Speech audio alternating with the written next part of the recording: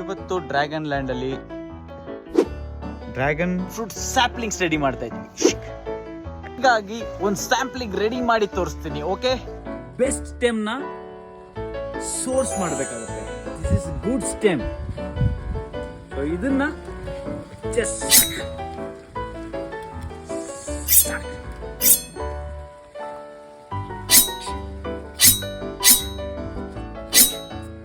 ಈ ತರ 1 inch approx ready ಮಾಡ್ಕೊಬೇಕು.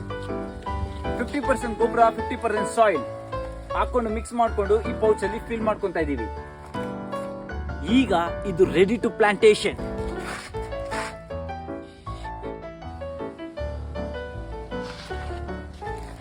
ಸೊ ಈ 10 ಸ್ಯಾಪ್ಲಿಂಗ್ಸ್ ರೆಡಿ ಆಗಿದೆ. ಕ್ಯಾಟಗರಿ ಬಂದ್ಬಿಟ್ಟು C and cricket jumbo red.